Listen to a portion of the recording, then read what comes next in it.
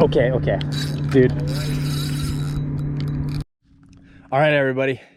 I'm here for the first Southwest Custom Tackle Weekend Warriors tournament of the season. I'm all alone. No Ryan here today. He's out of town. So I'm fishing all alone. First one of the year. I'm excited.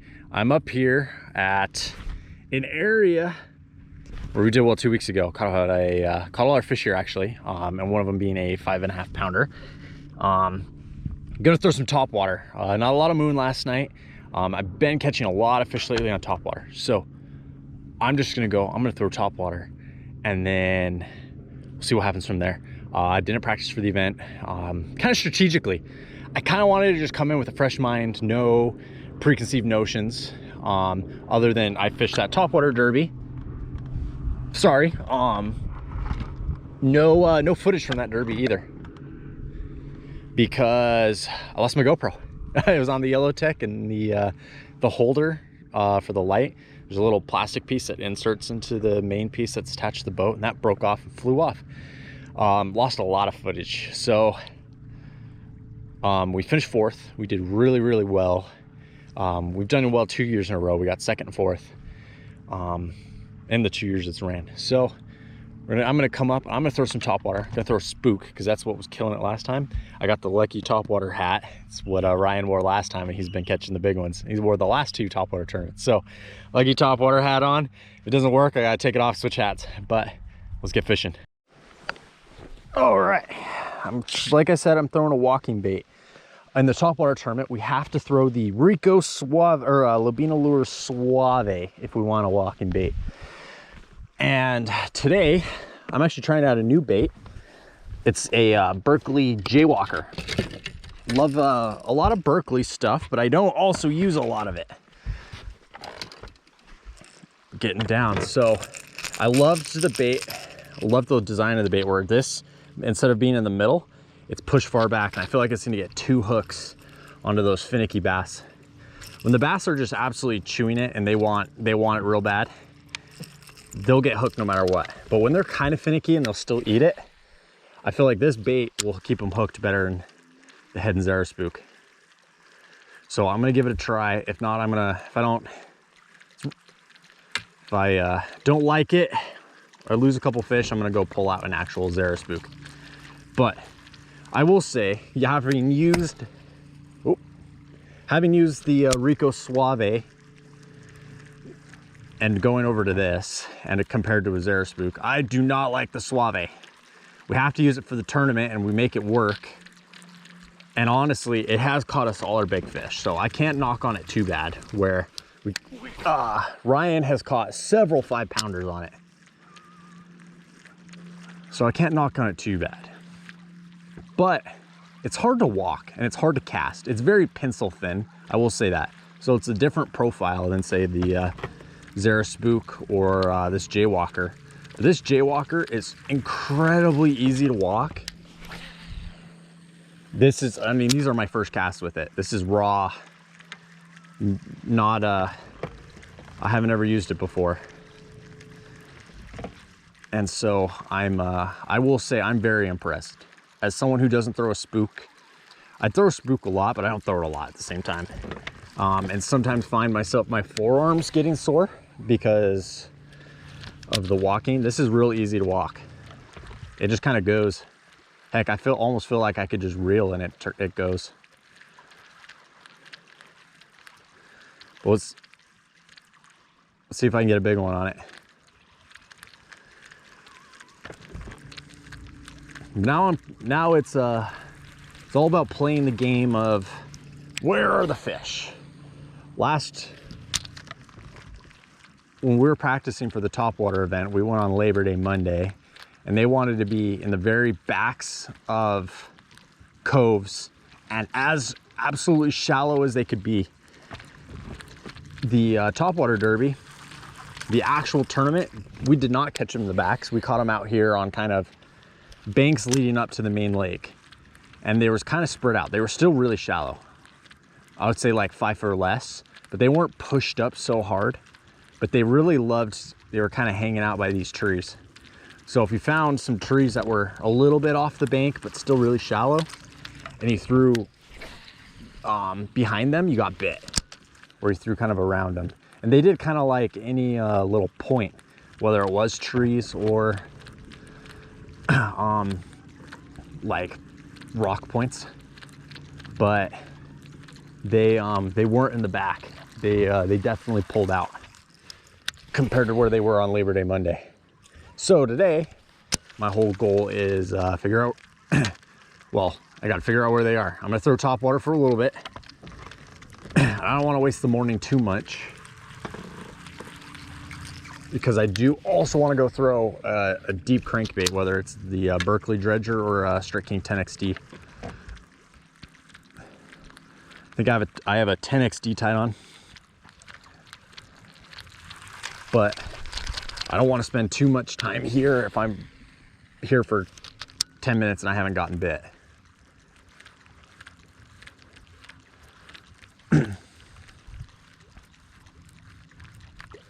One thing I do want to say too, very surprising. So last year, the Topwater Derby, still talking about Topwater a lot, mostly because you didn't get to see some of the footage, but last year the Topwater Derby was held in August in Arizona. It's freaking hot.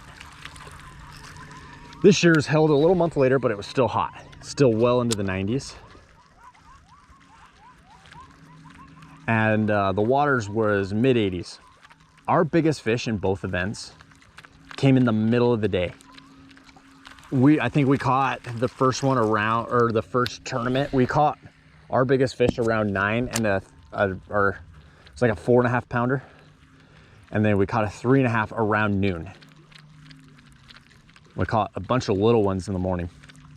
Same thing happened last tournament. We caught a couple of little ones, got our limit really, really early.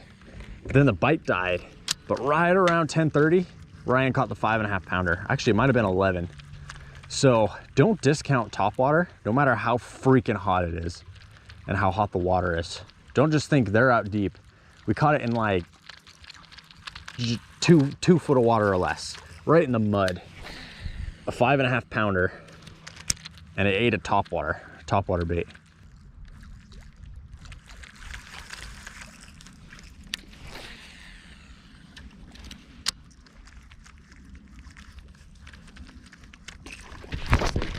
Going.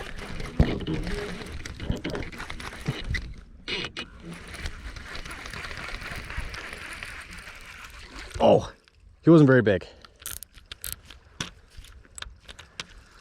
I never really had pressure on him. My drag was incredibly loose.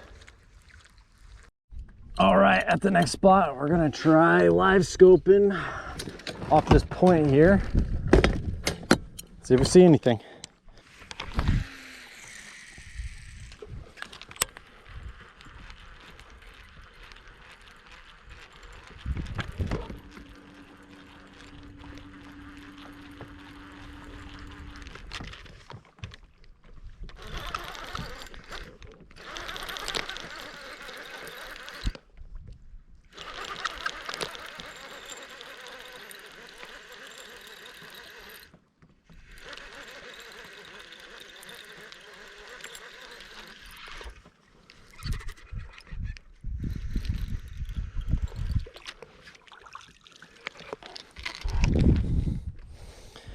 All right, I guess fish number one, apparently.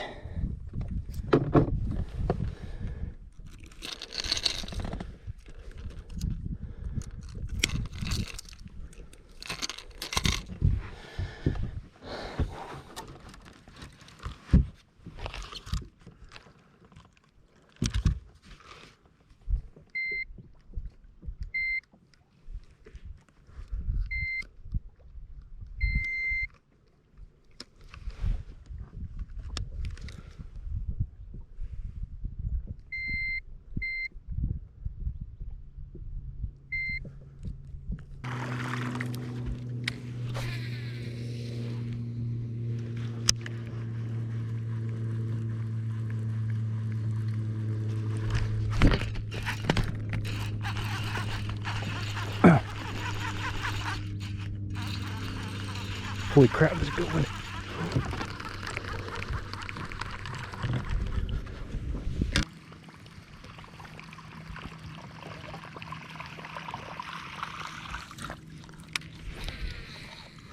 Oh my gosh.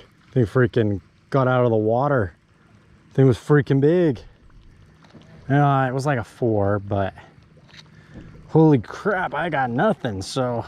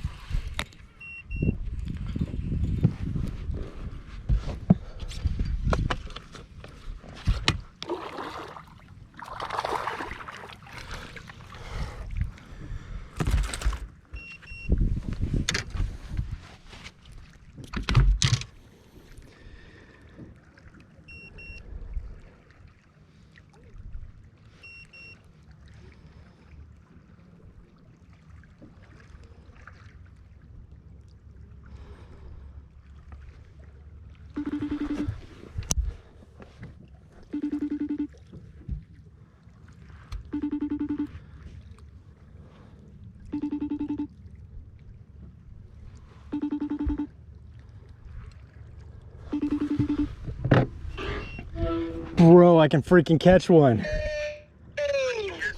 Dude, I'm pumped. Oh, dude, it's like a 2 1/4, but I gotta weigh it, but dude, I can catch one. Oh, I know, I just need someone to celebrate with, because I was so down, dude. I've gotten like 8 or 9 blow-ups, and I didn't even land a single topwater fish. It must just be like sport striking it. Hopefully now that the pressure is dropping, they're actually. I know, dude, I freaking got a 4, maybe a 5 on.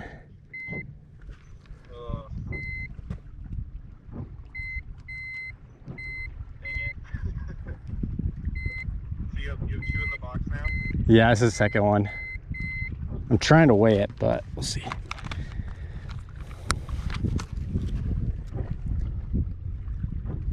$2.55. Alright, that works. Sweet, I got 3 1/4 in the box, so I gotta get better.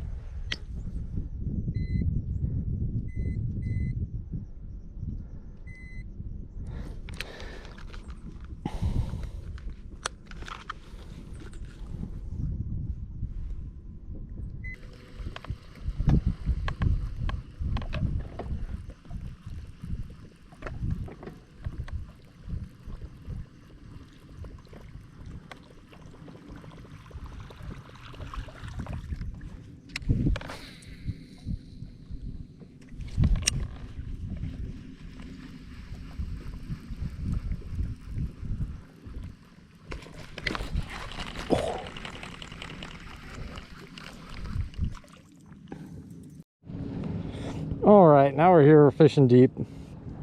Well, deeper. Trying to see if we can crank her. Use a drop shot. Get a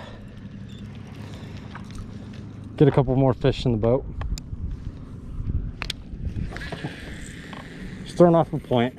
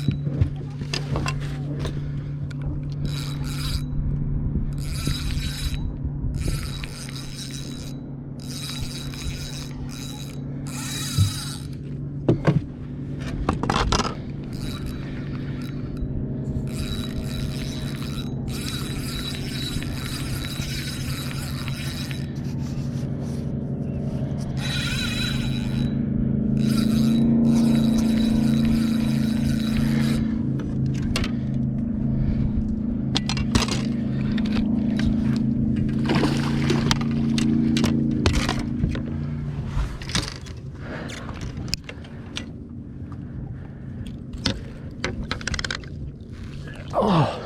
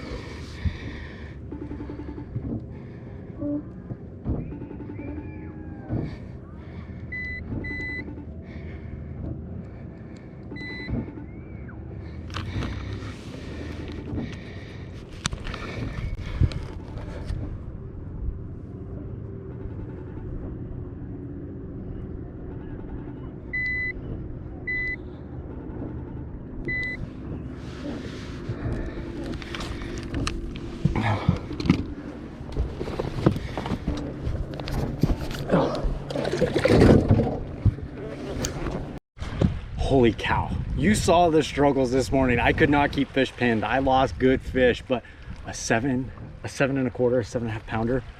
Holy frick, I'm freaking out. Oh, let me go get off.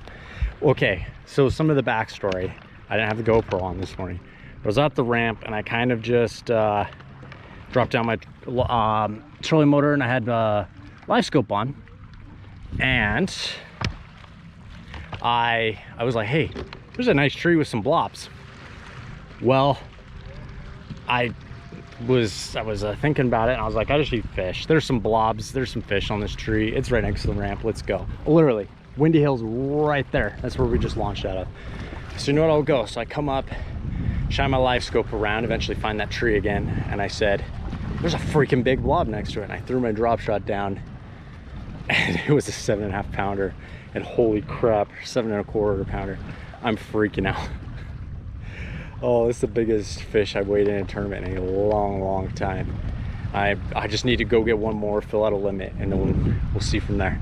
Holy crap.